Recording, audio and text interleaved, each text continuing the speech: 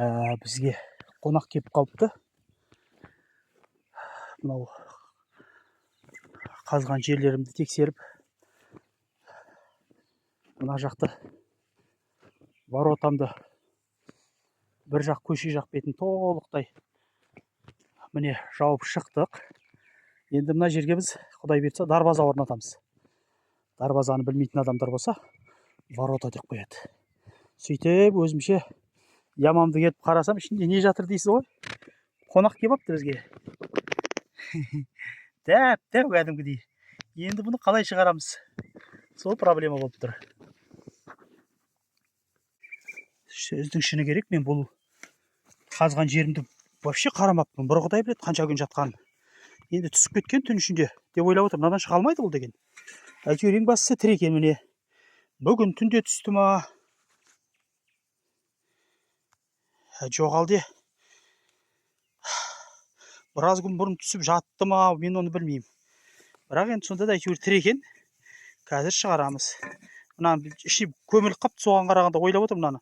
Жоқ, бір талай уақыт тапты. Шығам деп, мына жан жағының бәрін тырмалай берген, ішін толтырып сапты топыраққа. Оны бізде кірпедек қоямыз. Бір звуктар шығарып жатыр. Қайта бір Құдайдың бұны сақтаған екен деп жатырмын да. Абырой болғанда. Міне, біздің алғашқы қонақ. Шаруашылық ашамыз дедім, келіп апты. Әйтеуір аман екен. Бір көлеңкі жерге апарып жібере қояйын. Бұл да бір Алланың жаратып қойғаны ғой енді. Бұл да бір осындай немен, бұған да бір осындай жағдай келіп қапты. Апарып жаққа жібере салайық. Қалың шөп барған жақта.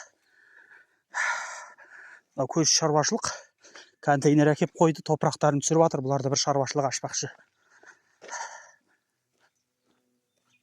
Таудың басы мынау. Керемет. Мына шөпті қараңыздар енді. Не деген қалың мына жер деген. Арасынан адам өтемейді. Так, мына жерге әкеп жібереміз енді. Арман қарай бұйырған неспесін теріп жейді. Болды, тірі екен ең бастысы. Жабылып апты, ысылдап. Дауыстар беріп жатыр. Міне осындай бізде қызық болып жатыр.